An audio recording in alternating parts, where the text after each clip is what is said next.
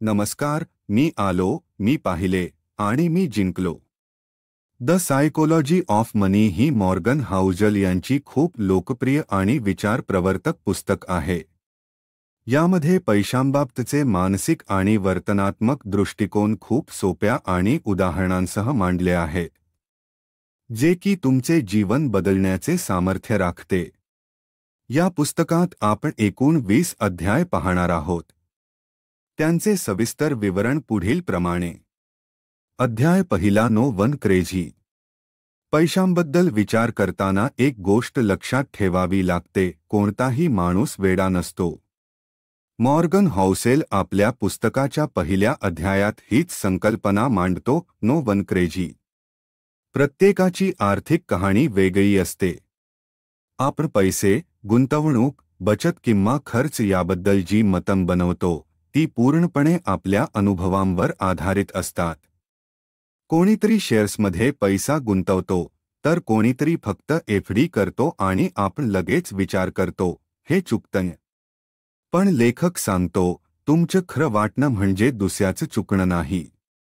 एखादा माणूस 1970च्या दशकात वाढला असेल, जिथे महागाई, युद्ध आणि आर्थिक अनिश्चितता होती, तर त्याचा पैशाकडे पाहण्याचा दृष्टिकोन वेगळा असणारच. तर दुसरा माणूस 1990 नंतरच्या आर्थिक भरभराटीच्या काळात मोठा झाला असेल, त्याने शेअर मार्केट आणि म्युच्युअल फंड्स पाहिले असतील, तो रिस्क घेण्यास तयार असतो. तुमचे भावना आणि अनुभव तुमच्या निर्णयांवर प्रभाव टाकतात. लेखक सांगतो की आर्थिक निर्णय हे नेहमी लॉजिक किंवा आकड्यांवर आधारलेले नसतात. ते भावना, भीती, सामाजिक प्रभाव आणि वैयक्तिक अनुभवांवर आधारित असतात. शिक्षणाने आपण अर्थशास्त्र शिकतो, पण प्रत्यक्ष व्यवहारात माणूस गणित नाही, तर भावना वापरतो. म्हणूनच दोन वेगवेगळ्या लोकांनी एका घटनेवर घेतलेले निर्णय अगदी विरोधी असू शकतात आणि तरीही दोघेही बरोबर असू शकतात.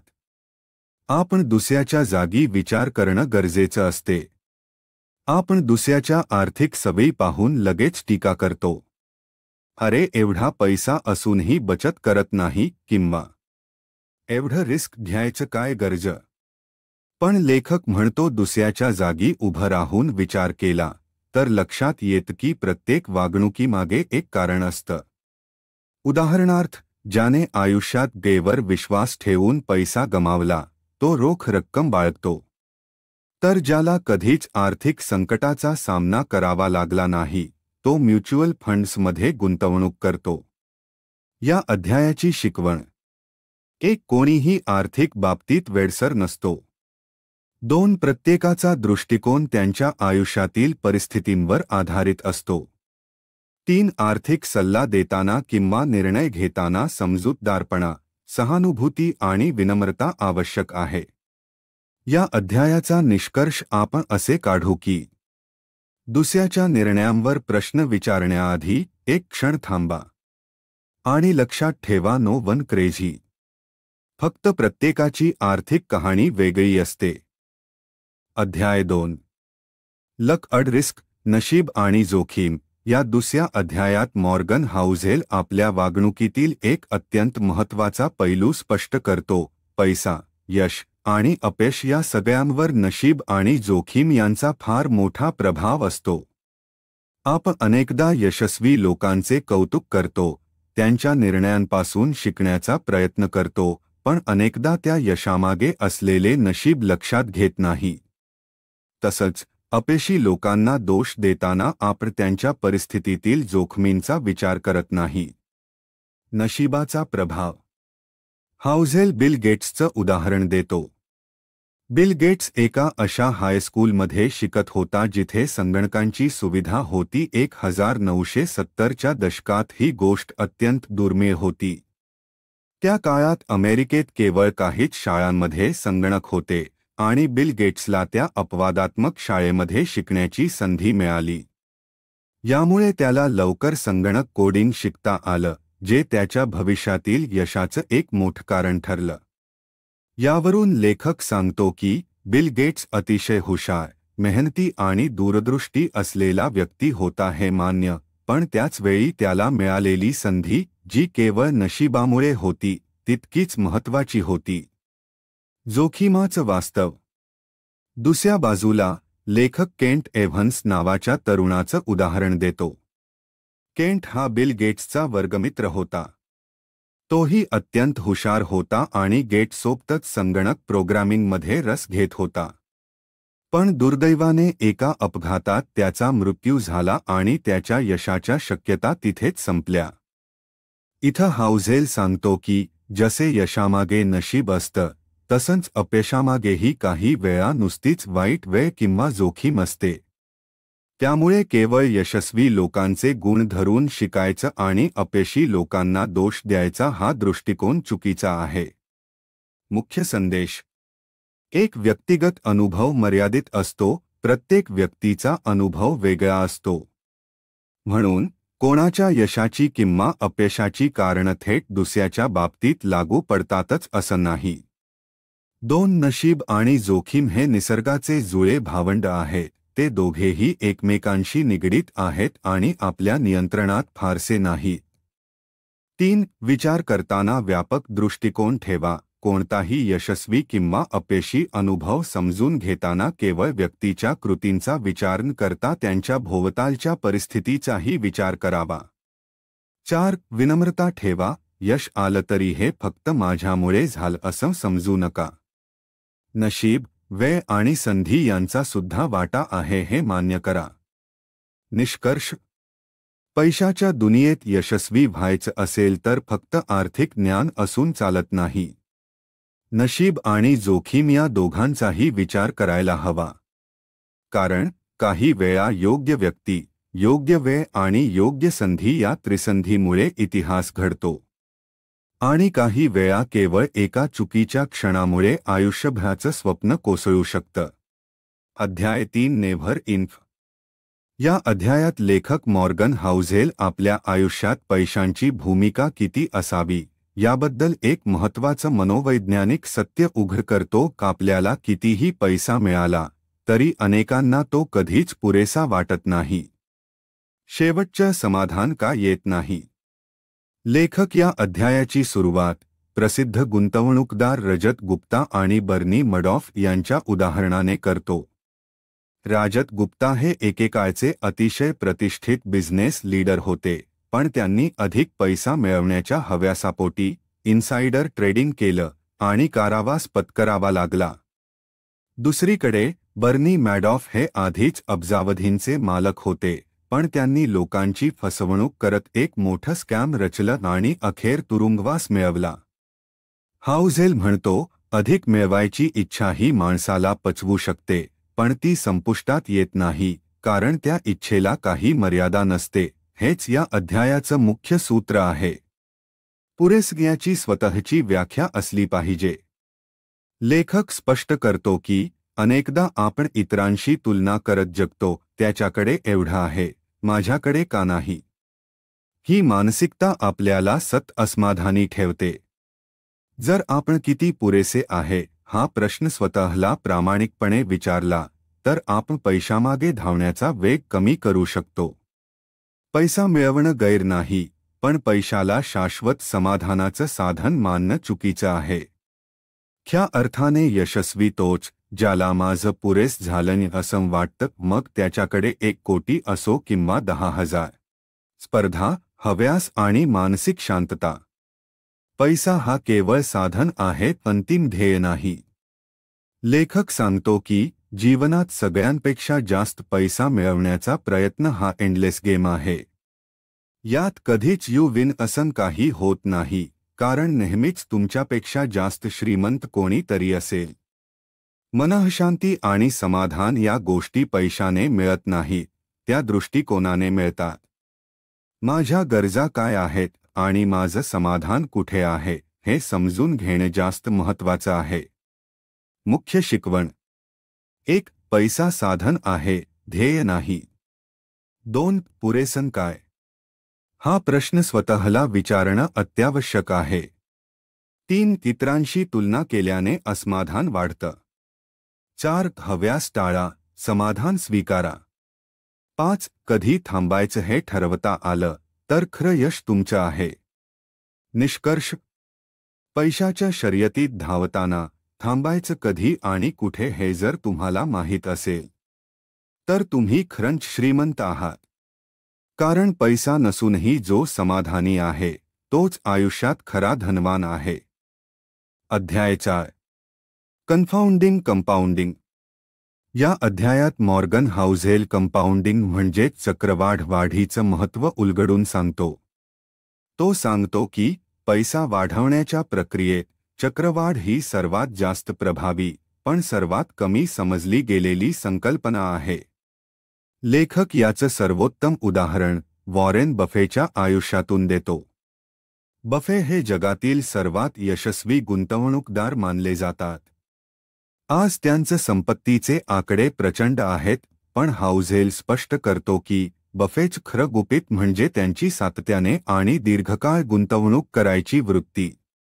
बफेने 11व्या वर्षी गुंतवणूक सुरू केली होती आणि ते 90व्या वर्षीही करत होते.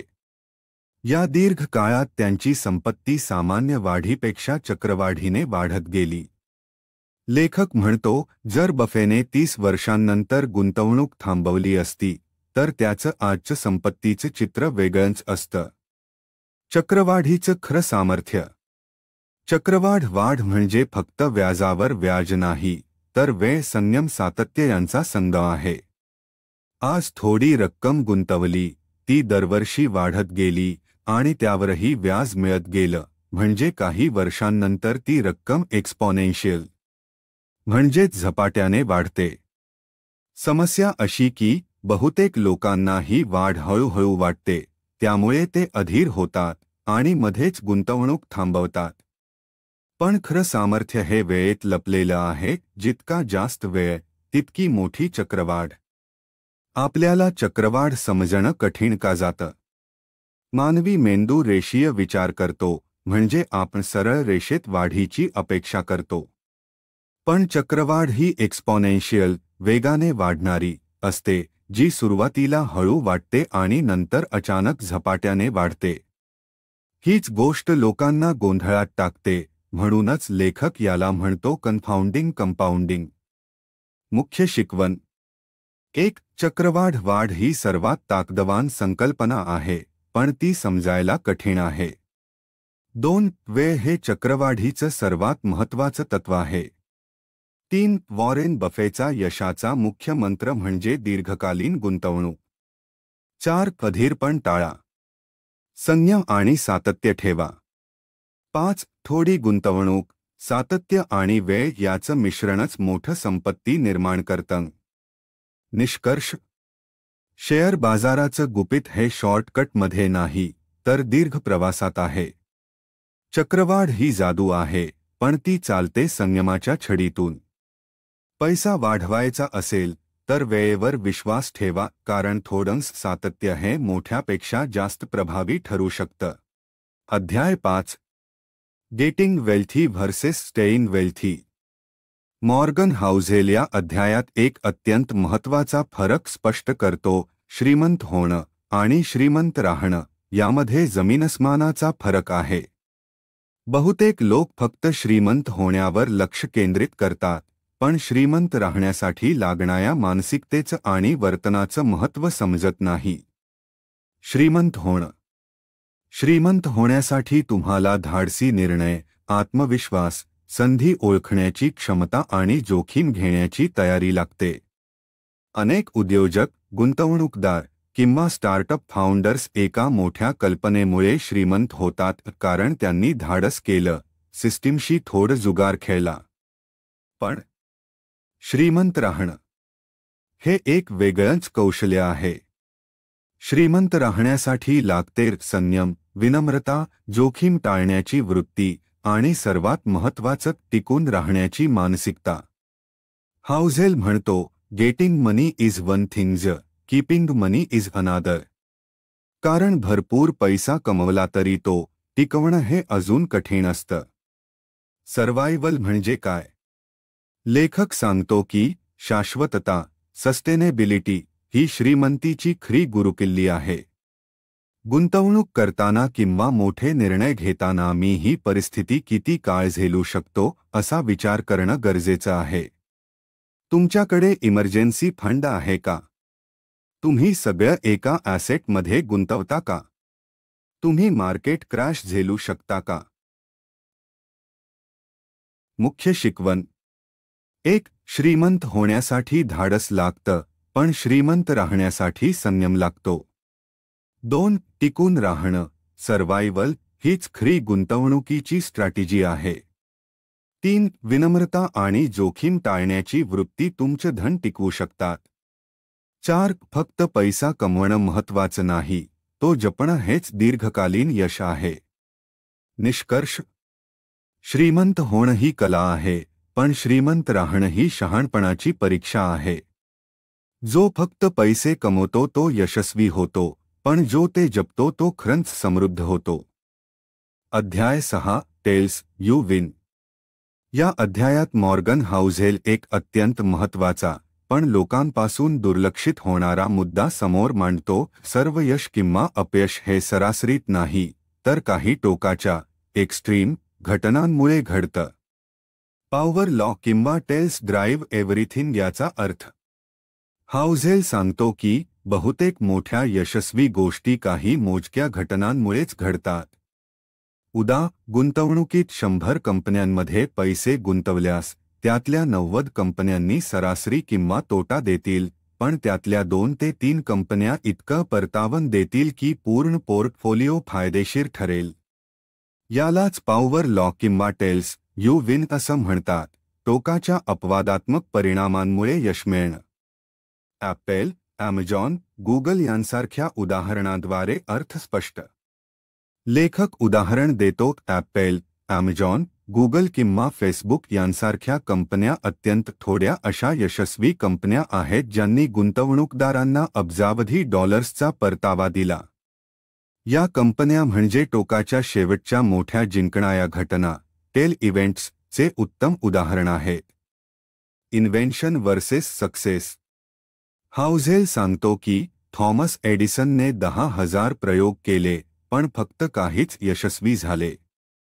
तरीही त्याचं नाव आजही घेतलं जातं, कारण ते थोडक्याच पण टोकाच्या यशस्वी प्रयोगांमुळे होतं. म्हणजे यशाच्या अगदी जवळ असताना शेवटचे प्रयत्न त्यानंतर अत्युत्तम यशस्वी टप्प्यांमध्ये लपलेलं असतं.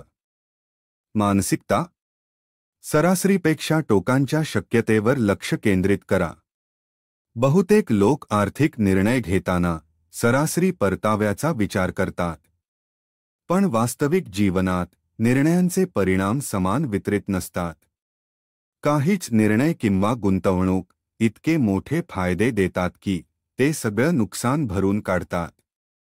मुख्य शिकवण 1. यश हे काही टोकाच्या घटनांवर आधारित असतं, त्यामुळे प्रत्येक प्रयत्नामध्ये मोठं जिंकण्याची शक्यता लपलेली असते.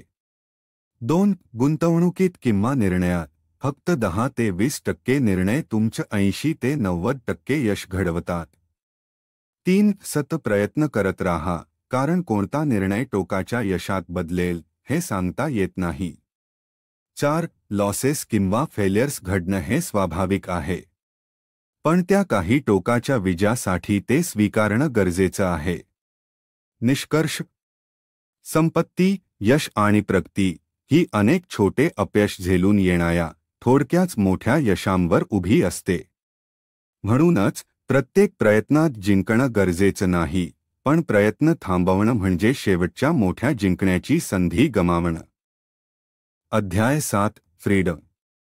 या अध्यायात लेखक मॉर्गन हाउझेल आर्थिक यशाचा एक अत्यंत महत्त्वाचा परिमाण मांडतो. स्वातंत्र्य म्हणजे स्वतःच्या आयुष्यात निवडी करण्याची मुभा.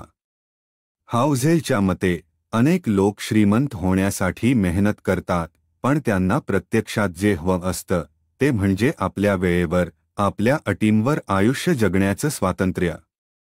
स्वतःच्या वेळेवर हक्क सर्वात मोठं धन. लेखक सांगतो की पैसा हा स्वातंत्र्य विकत घेण्यासाठीचा एक साधन आहे. जर तुम्ही अशी आर्थिक परिस्थिती निर्माण केली की तुम्ही इतरांच्या आदेशाशिवाय स्वतःच्या वेळेचं आणि निर्णयाचं नियंत्रण ठेवू शकता, तर तीच खरी संपत्ती आहे. उदाहरणार्थ, जर तुम्ही सकाळी कधी उठायचं, कुठे काम करायचं, कोणासोबत काम करायचं हे सर्व तुम्ही ठरवू शकता, तर तुम्ही खरोखरच श्रीमंत आहात. या उलट, खूप पैसा असूनही जर तुम्हाला इतरांच्या आदेशानुसार काम करावं लागत असेल, तर ती श्रीमंती केवळ आकड्यांपुरती मर्यादित राहते. दैनंदिन जीवनात स्वातंत्र्याचं महत्त्व. छोट्या गोष्टींसाठी दुसऱ्यांवर अवलंबून राहणं हा खरा आर्थिक गुलामगिरीचा प्रकार आहे. याउलट, जिथे तुमचं आर्थिक नियोजन आणि जीवनशैली इतकी समतोल असते की तुम्ही आयुष्यात नाही म्हणू शकता, तिथूनच खरी समृद्धी सुरू होते. मुख्य शिकवण. 1. श्रीमंती म्हणजे केवळ पैशाचं प्रमाण नव्हे, तर स्वतःचे निर्णय स्वतः घेण्याची ताकद हेच खरं धन आहे. 2. आर्थिक स्वातंत्र्य मिळवण्यासाठी खर्चावर नियंत्रण आणि सध्या जीवनशैली स्वीकारणं महत्त्वाचं आहे. 3. स्वतंत्रता मिळवण्यासाठी काही गोष्टींचं बलिदान द्यावं लागतं, पण ते दीर्घकाळ फायदेशीर ठरतं. 4. आपला वेळ, ऊर्जा आणि निर्णय स्वयंपूर्णपणे घेता आल्यास आपण खरोखर श्रीमंत आहोत. निष्कर्ष. पैसा कमावणं ही एक गोष्ट आहे, पण पैशामुळे जर तुम्ही स्वतःचं आयुष्य जगू शकत नसाल, तर त्या पैशाचा उपयोग काय? खरी श्रीमंती म्हणजे निवडण्याचं स्वातंत्र्य. अध्याय 8. Man in the car paradox. या अध्यायात मॉर्गन हाउझेल अत्यंत विचारप्रवर्तक आणि वास्तवदर्शी निरीक्षण मांडतो. आपण ज्या गोष्टी मिळवतो त्या अनेकदा इतरांना प्रभावित करण्यासाठी असतात, पण वास्तवात इतरांना आपण नाही तर ती गोष्ट लक्षात राहते. Man in the car paradox म्हणजे काय? लेखक असं निरीक्षण करतो की जेव्हा रस्त्यावरून एखादी महागडी कार जाते आणि आपण तिला पाहतो, तेव्हा आपण कौतुक करतो त्या कारचं, त्या कारमधील व्यक्तीचं नव्हे.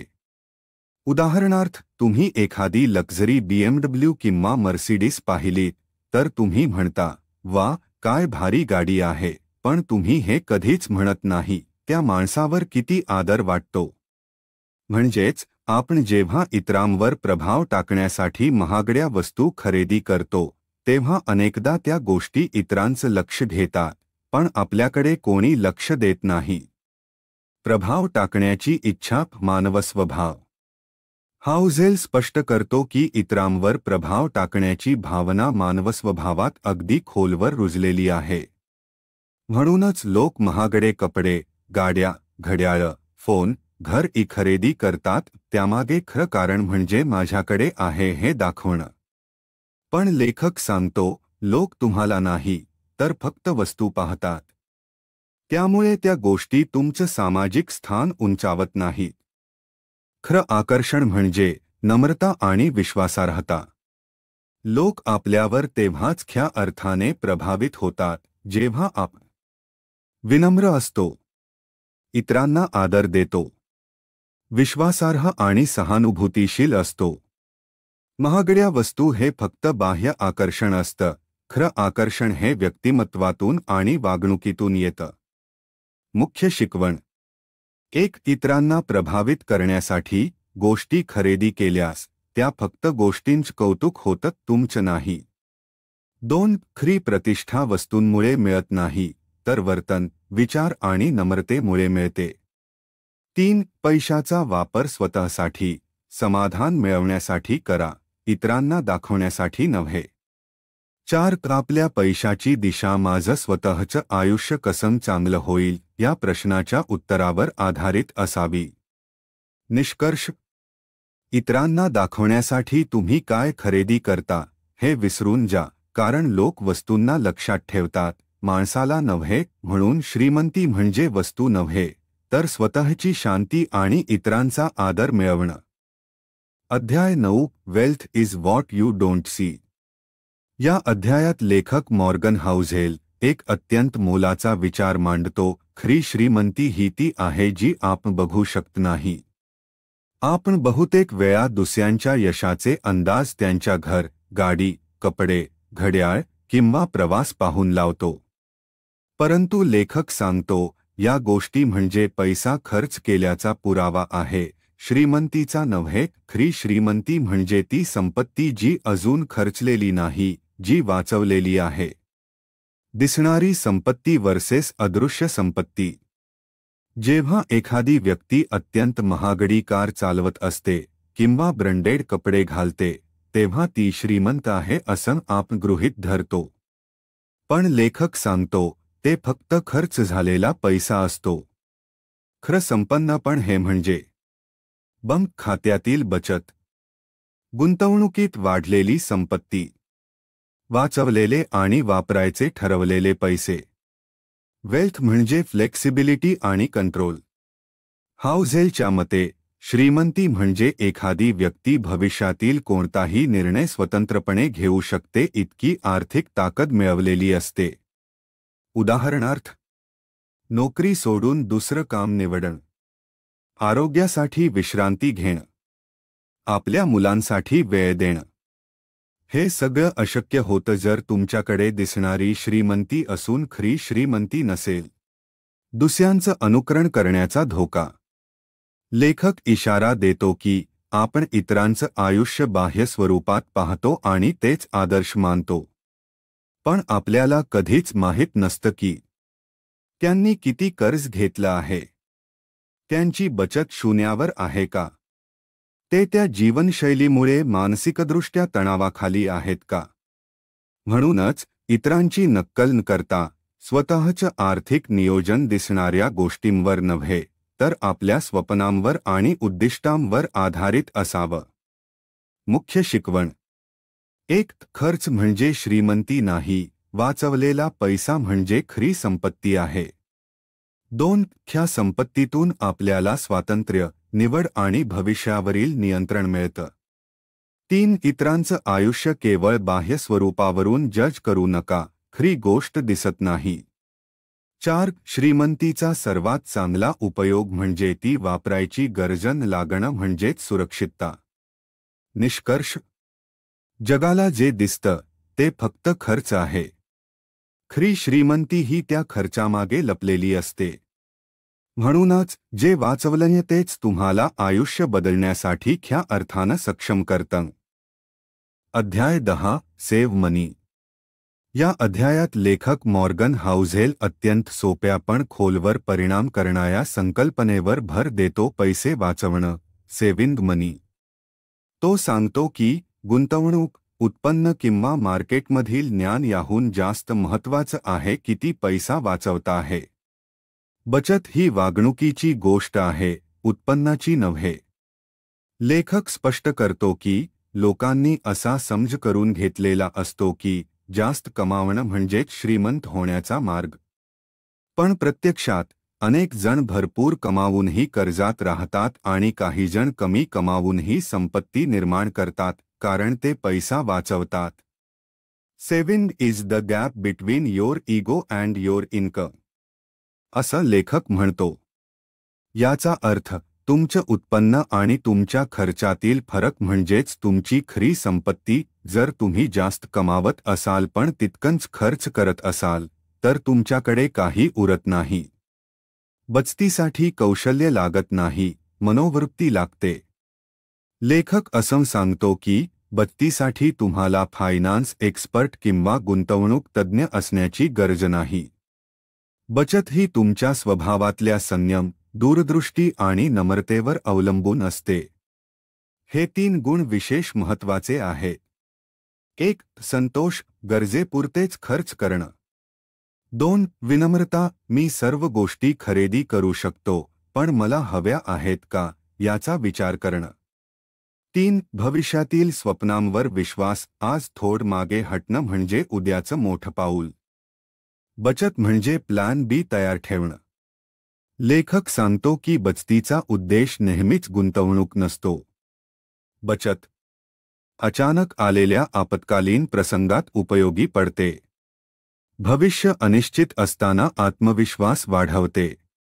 कोणतीही संधी किंवा अडचण आली तरी आपल्याला निर्णय घेण्याचं स्वातंत्र्य देते.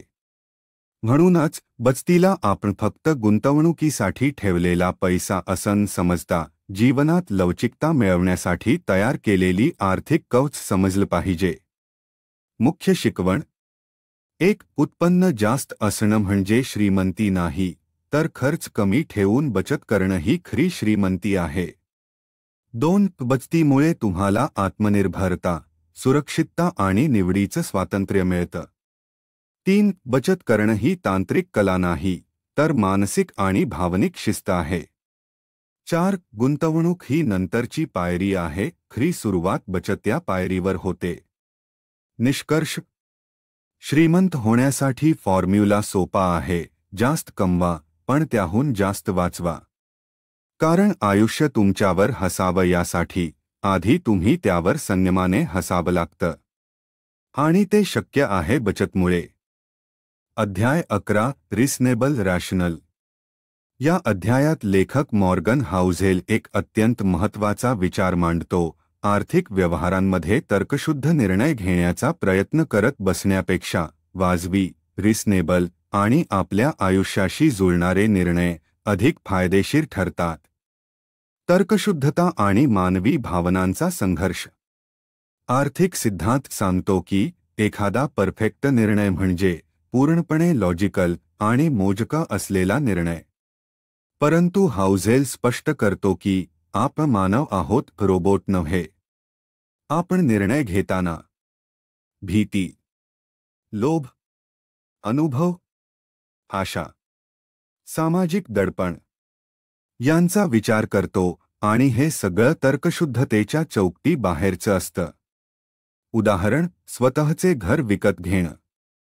लेखक सांगतो की आर्थिकदृष्ट्या घरी भाड्याने राहणं अधिक तर्कशुद्ध आहे. कारण त्यात खर्च कमी, लिक्विडिटी जास्त आणि गुंतवणुकीसाठी पैसे वाचतात. पण तरीही बरेच लोक स्वतःचं घर घेतात कारण त्यांना मानसिक समाधान हवं असतं, स्थिरता हवी असते, हे माझं आहे असं वाटणं हवं असतं. हे निर्णय तर्कशुद्ध नसले तरी वाजवी, रिसनेबल आहेत आणि म्हणूनच योग्य ठरतात. वाजवी निर्णय म्हणजे काय? वाजवी निर्णय म्हणजे आपल्या परिस्थितीला, मानसिकतेला आणि गरजेला साजेसा निर्णय, जो दीर्घकालीन टिकणारा आहे, जो आपल्याला मानसिक शांती आणि आत्मविश्वास देतो. उदा. एखादा गुंतवणूकदार मार्केट 20 वर्ष विसरून ठेवणं तर्कशुद्ध असू शकतं, पण जर ते त्याला झोप लागत नसेल तर ते त्याच्यासाठी योग्य नाही. गुंतवणुकीत भावनिक स्थिरता अधिक महत्त्वाची. हाउझेल सांगतो की गुंतवणुकीत टिकून राहणं हे फार मोठं कौशल्य आहे. आणि ते फक्त तर्कशुद्ध गणितानं जमत नाही, तर मानसिक स्थैर्याने जमतं. जर तुमचा गुंतवणुकीचा प्लान वाजवी असेल आणि तुम्ही त्यावर वर्षानुवर्ष ठाम राहू शकतासाल, तर तुम्ही अनेक तर्कशुद्ध लोकांपेक्षा पुढे राहू शकता. मुख्य शिकवण की टेकवेस. 1. आप रोबोट नाही, त्यामुळे आर्थिक निर्णयात भावना आल्यानं काही वावगं नाही. 2. पूर्णपणे तर्कशुद्ध राहण्याचा अट्टहास न करता आपली मानसिक शांती व स्थिरता जपणं जास्त महत्त्वाचं आहे. 3. तुमचं आर्थिक धोरण तुमच्या गरजांना जुळणारं असावं, दुसऱ्यांना प्रभावित करणारं नव्हे. 4. दीर्घकाळ टिकणारे निर्णय हेच खरी संपत्ती तयार करतात आणि ते वाजवी पद्धतीनं घेता येतात. निष्कर्ष शेअर बाजाराचं गणित समजणं सोपं असू शकतं, पण स्वतःच्या मनाचं गणित सोडवणं कठीण असतं. म्हणून निर्णय हे तर्कशुद्ध नव्हे तर वाजवी असावेत, कारण वाजवी पद्धतीनं घेतलेला निर्णयच दीर्घकाळ टिकतो आणि संपत्ती तयार करतो. अध्याय 12 सरप्राईज. या अध्यायात लेखक मॉर्गन हाउझेल आपल्याला पैशाच्या जगातली एक अत्यंत महत्त्वाची आणि वास्तववादी गोष्ट शिकवतो. भविष्य कधीही पूर्णपणे अचूकपणे सांगता येत नाही. तो म्हणतो, आर्थिक योजना आणि निर्णय हे बहुतांश वेळा भूतकाळावर आधारित असतात, पण भूतकाळ जितका माहितीचा स्रोत आहे, तितकाच तो भविष्याच्या तयारीसाठी अपुरा असतो. भूतकाळावर आधारित अंदाज एक धोका. बहुतेक गुंतवणूकदार, वित्त सल्लागार आणि संस्था इतिहासाचे विश्लेषण करून भविष्याचे निर्णय घेतात. पण लेखक सांगतो की भूतकाळात जे घडले ते काही वेळा इतकं वेगळं, अनपेक्षित किंवा अपवादात्मक असतं की त्यावर आधारित अंदाज हे चुकीचे ठरू शकतात. History is not always a guide, it is often just a record of surprises. Morgan Housel.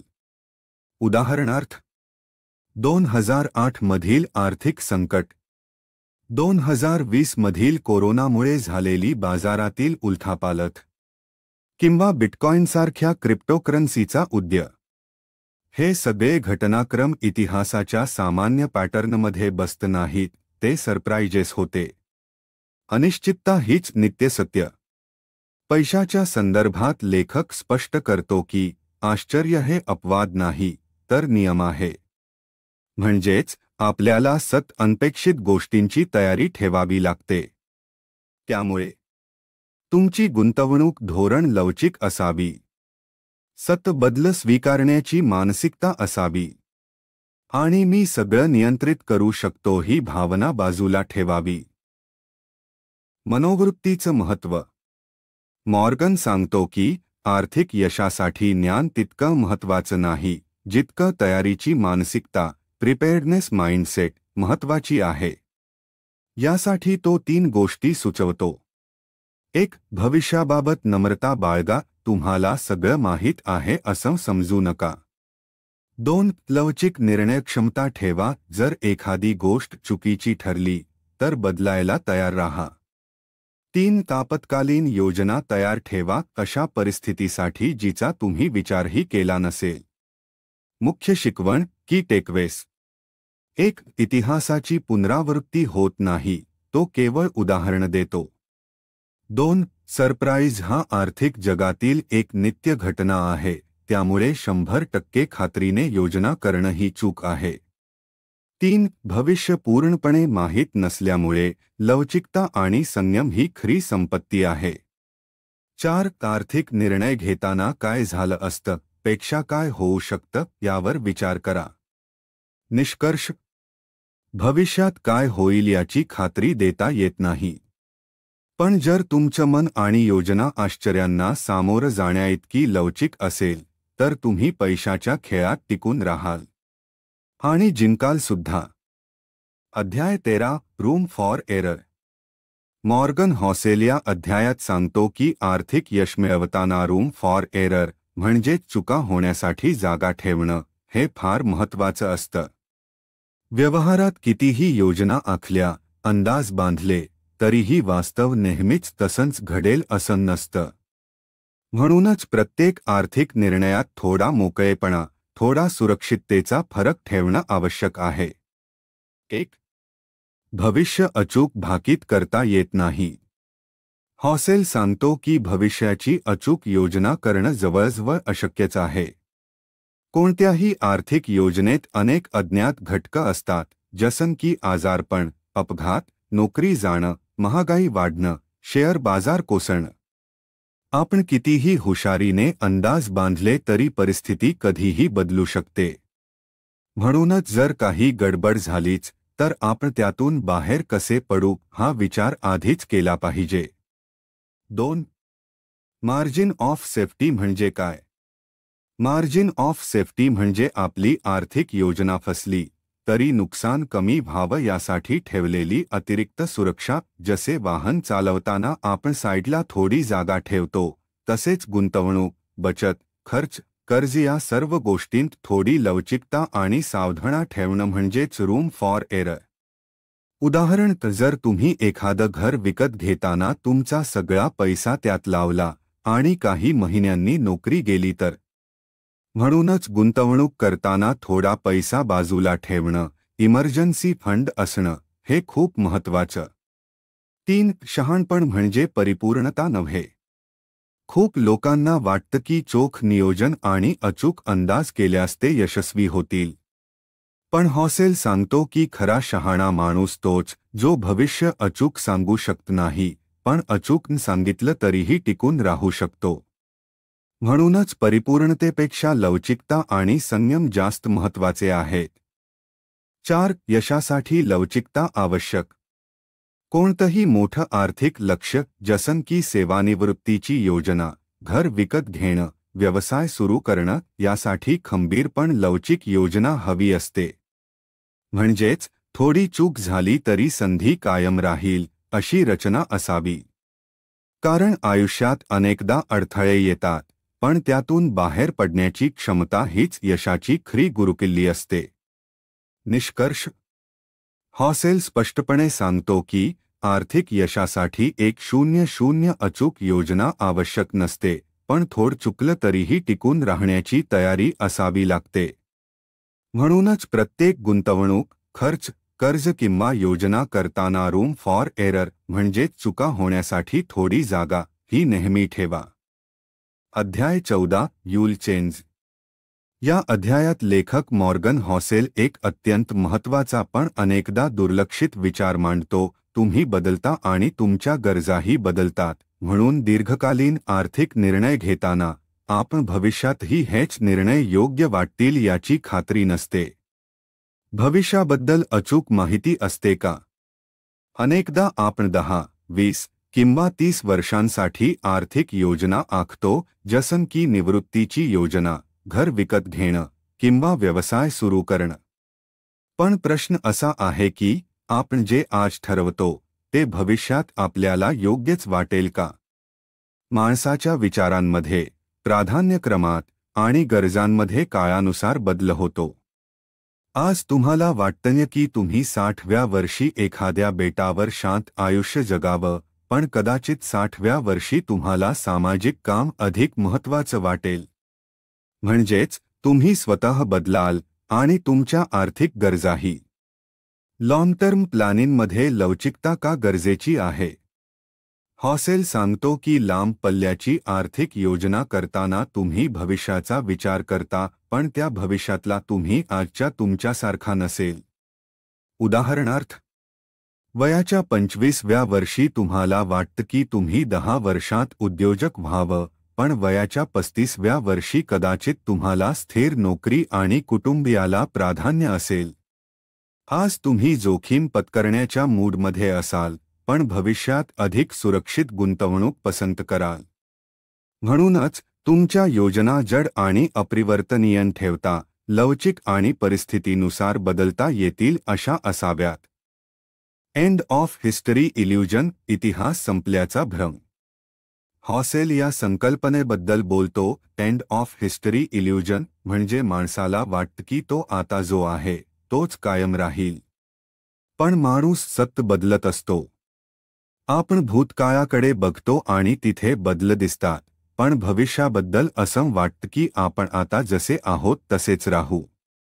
पण वास्तवात असं होत नाही. गुंतवणुकीत लवचिकता म्हणजे शहाणपण.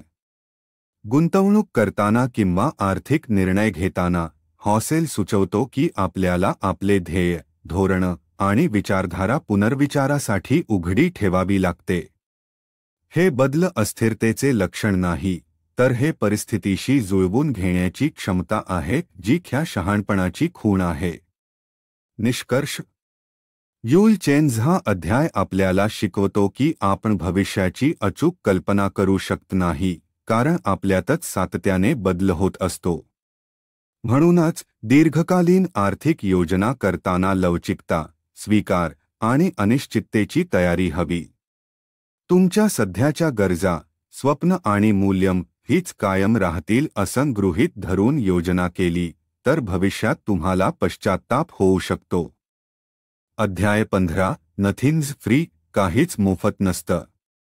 या अध्यायात मॉर्गन हॉसेल अत्यंत साध्या पण खोल अर्थाने भरलेल्या संकल्पनेवर भाष्य करतो. पैसा कमावणं, गुंतवणूक करणं किंवा संपत्ती मिळवणं यासाठी काही ना काही किंमत मोजावी लागते.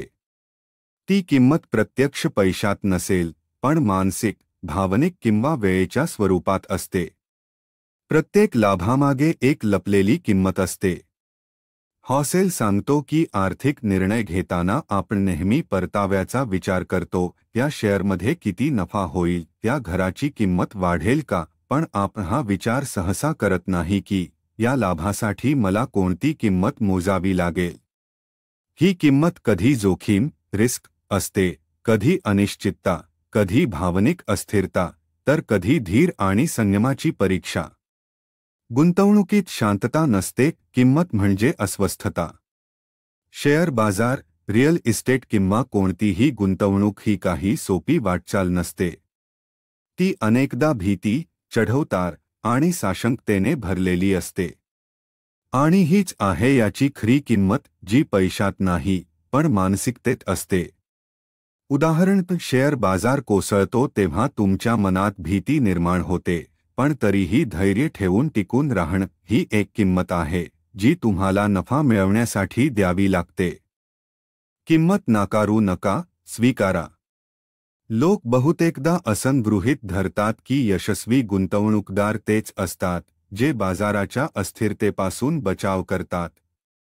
पण खरं तसं नाही. तेही अस्थिरता सहन करतात, ती स्वीकारतात आणि तरीही आपली योजना सोडत नाहीत. हॉसेल म्हणतो की जर तुम्ही कोणतीही किंमत न चुकता स्वीकारली तर तुम्ही तुमच्या योजनेवर विश्वास ठेवाल. किंमतींपासून पळणं म्हणजे आर्थिक यशापासून दूर जाणं. भावनिक किंमत ही अदृश्य असते, पण तीच सर्वात मोठी असते. तुम्ही जरी पैसे गुंतव असाल तरी त्या निर्णयाच्या मागे भावनिक किंमत असते. झोपेची तडजोड, सततच्या बातम्या, इतर लोकांशी तुलना, मी चुकीच केलं का या शंका. या सर्व गोष्टी मोफत नाहीत. त्या तुमच्या मन शांतीची किंमत घेतात. म्हणूनच यशस्वी गुंतवणूक म्हणजे फक्त चांगली योजना नाही, तर ती योजना मनपूर्वक टिकवून ठेवणंही तितकंच महत्त्वाचं आहे. निष्कर्ष. नथिंग्ज फ्री या अध्यायात हॉसेल आपल्याला शिकवतो की आर्थिक जगात कुठलीही गोष्ट मोफत मिळत नाही. जोखीम, संयम, अस्वस्थता आणि वेळ ही त्या यशाची किंमत असते. तुम्ही जर ही किंमत मनापासून स्वीकारली तरच तुम्हाला शाश्वत आर्थिक यश मिळू शकतं. यश हे फक्त नफ्यावर अवलंबून नसतं, तर त्यासाठी लागणाऱ्या मानसिक सामर्थ्यावरही असतं. अध्याय 16, यू अँड मी. या अध्यायात लेखक आपल्याला हे सांगतो की सर्व लोक पैसा, गुंतवणूक आणि निर्णय यांच्याकडे वेगवेगळ्या दृष्टिकोनातून पाहतात, कारण त्यांच्या जीवनातील अनुभव, गरजा आणि उद्दिष्ट वेगवेगळी असतात. दुसऱ्याचं आर्थिक वागणं तुमच्याला मूर्खपणाचं वाटू शकतं, पण त्यामागे त्यांचा वेगळा दृष्टिकोन, वेगळी पार्श्वभूमी असते. म्हणूनच पैशाबद्दल सार्वत्रिक नियम लागू करणं फारच अवास्तव आहे. वेगवेगळ्या दृष्टिकोनांची समज. हॉसेल सांगतो की माणूस त्याच्या आर्थिक निर्णयांमध्ये स्वतःच्या अनुभवांवर, वयावर, आजूबाजूच्या परिस्थितीवर आणि काळावर आधारित विचार करतो. उदाहरणार्थ, 1960 ते 70च्या दशकात वाढलेले लोक इन्फ्लेशनला मोठं संकट मानतात, तर 2008च्या आर्थिक मंदीच्या काळात करिअर सुरू केलेल्यांना मार्केट क्रॅश आणि नोकरीची अस्थिरता सर्वात मोठं संकट वाटतं. म्हणून सगळ्यांचे आर्थिक वागणं वेगळं असणं स्वाभाविक आहे. गुंतवणुकीतील भिन्न हेतू. वेगवेगळ्या लोकांची गुंतवणुकीची उद्दिष्ट वेगळी असतात. कोणी अल्प मुदतीत पैसे कमवू इच्छितो, ट्रेडर. कोणी दीर्घकालीन संपत्ती निर्माण करू इच्छितो, इन्व्हेस्टर. तर कोणी फक्त सुरक्षितता हवी म्हणून पैसे साठवतो, सेवर. तुम्ही जर दीर्घकालीन गुंतवणूकदार असाल आणि दुसरं कोणी दिवसागणिक ट्रेडिंग करत असेल तर त्याचं वर्तन तुम्हाला विचित्र वाटेल. पण त्यांचं उद्दिष्ट वेगळं असल्यामुळे ते त्यांच्यासाठी योग्य असू शकतं. आर्थिक सल्ला सर्वांसाठी एकसारखा नसतो. लेखक सांगतो की आपण अनेकदा आर्थिक सल्ला, टिप्स किंवा यशाच्या कथा ऐकतो आणि त्या अंधपणे फॉलो करतो. पण त्या सल्ल्यांची पृष्ठभूमी, गरज आणि हेतू आपल्यासारखीच आहे का हे तपासणं आवश्यक आहे. One size fits all he कल्पना इथे लागू होत नाही. तुमचा आर्थिक मार्ग हा तुमच्या गरजा, जोखीम सहनशक्ती आणि स्वप्नांवर आधारित असावा. सहानुभूती ठेवा, जजमेंट नाही. हॉसेल सांगतो की आपल्याला इतर लोकांचं आर्थिक वर्तन समजत नसेल तरी त्यांचा अपमान किंवा टीका करू नये. त्यांचा अनुभव वेगळा आहे, म्हणून त्यांचं निर्णय घेण्याचं कारणही वेगळं आहे. जर प्रत्येक जण आपल्या आपल्या अनुभवांच्या आधारे निर्णय घेत असेल तर कोणतंही वर्तन चूक की बरोबर हे ठरवणं चुकीचं ठरू शकतं. निष्कर्ष. यू अँड मी हा अध्याय सांगतो की पैशाविषयी प्रत्येक व्यक्तीचा दृष्टिकोन वेगळा असतो. यामध्ये कोणतीही गोष्ट सार्वत्रिक किंवा कायमची नसते. तुमचं आर्थिक नियोजन, गुंतवणूक पद्धत आणि निर्णय तुमच्या गरजांवर आणि अनुभवांवर आधारित असायला हवेत. इतरांच्या निर्णयांवर टीका करू नका, कारण त्यांची परिस्थिती आणि उद्दिष्ट तुमच्यापेक्षा पूर्णपणे भिन्न असू शकतात.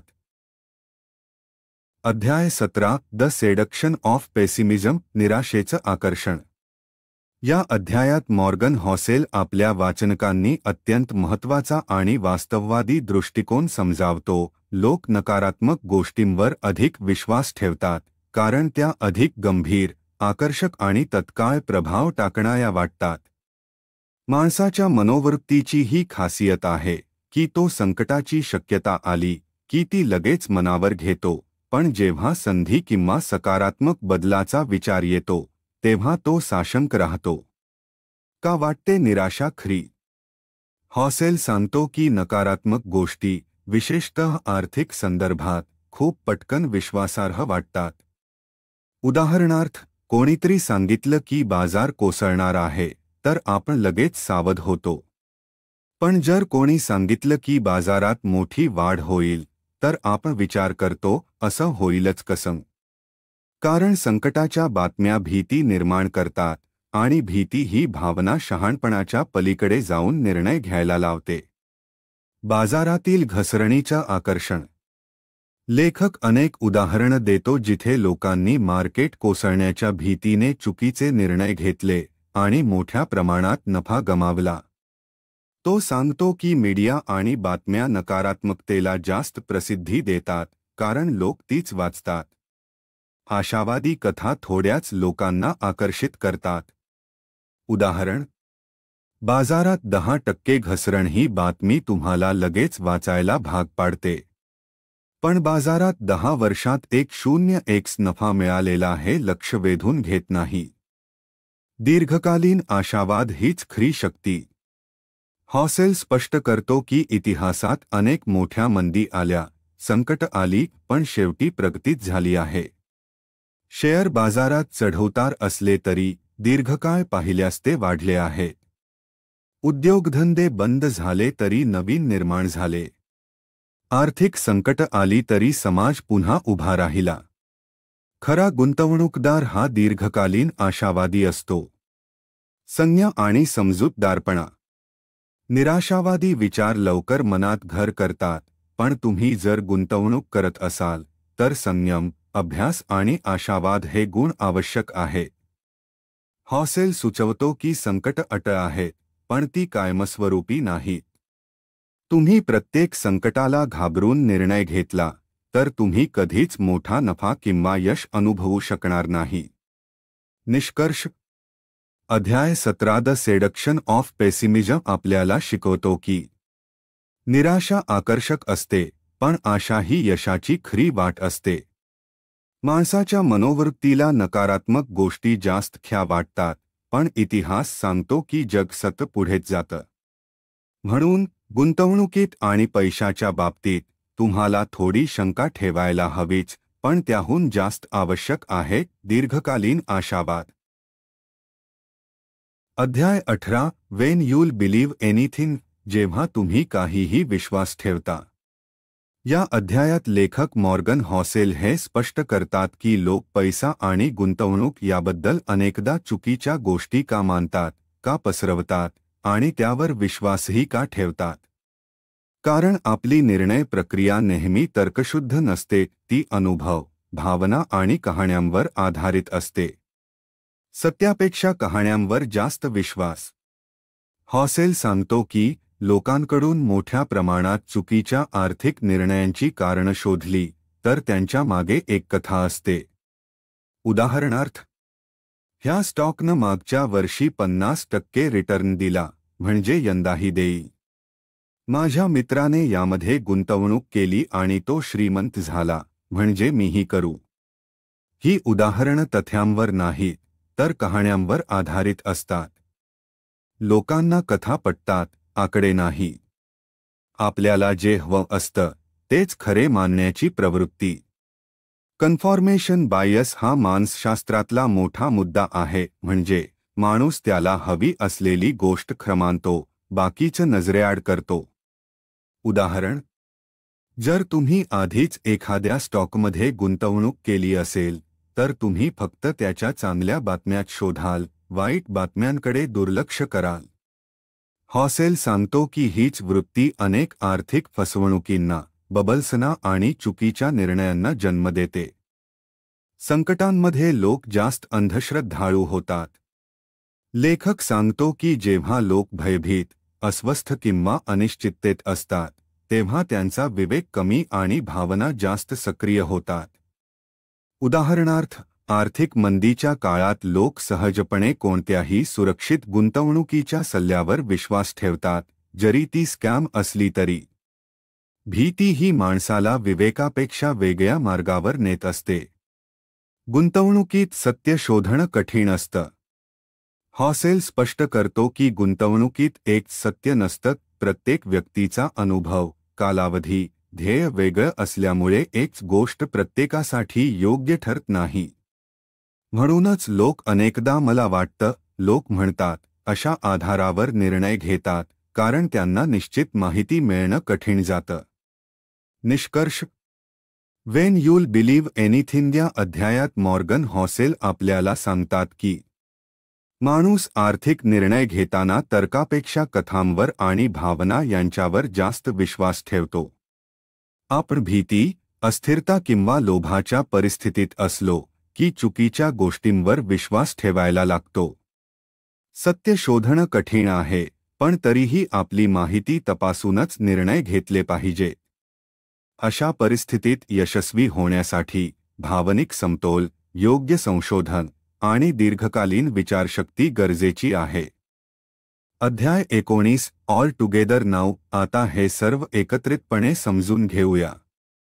या अध्यायात मॉर्गन हॉसेल पुस्तकाच्या पूर्वीच्या सर्व महत्त्वाच्या संकल्पना एकत्र करून गुंतवणुकीच्या आणि पैशाच्या जगाकडे पाहण्याचा एक समजूतदार, शांत आणि दीर्घकालीन दृष्टिकोन देतात.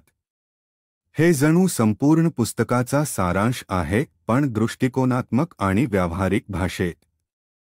आर्थिक यश हे वर्तनावर आधारित असते, बुद्धिमत्तेवर नव्हे. हॉसेल पुन्हा अधोरेखित करतो की पैशांबाबतचा यशस्वीपणा हा केवळ तांत्रिक ज्ञानावर नसतो, तर तुमच्या वर्तनावर अवलंबून असतो. उदाहरणार्थ, संयम ठेवणं, धैर्याने वाट पाहणं, विनयशील राहणं, इतरांशी तुलना टाळणं. हे गुण तुमच्या गुंतवणुकीच्या यशात अधिक प्रभाव टाकतात, हे किती रिटर्न मिळवलेत यापेक्षा. एकाच गोष्टीवर सर्वांचं उत्तर मिळत नाही. लेखक सांगतो की प्रत्येकाची परिस्थिती, धोका सहन करण्याची क्षमता, गरज आणि मानसिकता वेगळी असते. ज्याला 5 वर्षांनी पैसा लागणार आहे त्याची गुंतवणूक योजना आणि ज्याला 30 वर्षांनी लागणार आहेत त्यांचं आर्थिक नियोजन सारखं असू शकत नाही. त्यामुळे कोणताही एकच फॉर्म्युला सर्वांवर लागू होत नाही. गुंतवणुकीत साधेपणा टिकवणं हेच खरे कौशल्य. हॉसेल सांगतो की श्रीमंती मिळवण्यासाठी जटिल गणित, स्टॉक्स किंवा ट्रेंड्स समजून घेण्यापेक्षा एका सोप्या योजनेवर टिकून राहणं हेच अधिक उपयुक्त ठरतं.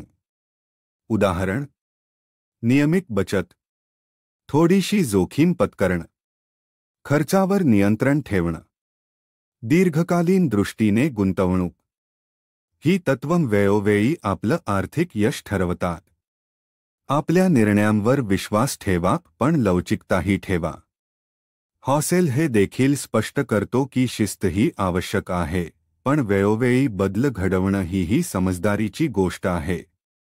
उदाहरणार्थ, आर्थिक गरजा बदलतात, मार्केट बदलतं, आयुष्यातील प्राधान्यक्रम बदलतात. म्हणून तुमची योजना लवचिक असणं पण मूलभूत तत्वांवर ठाम असणं हे दीर्घकालीन यशासाठी आवश्यक आहे. निष्कर्ष.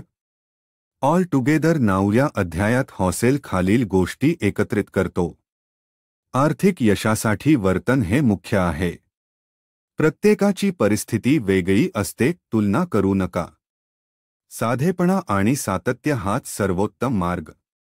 लवचिकता आणि स्वतःच्या निर्णयावर विश्वास दोन्ही ठेवा.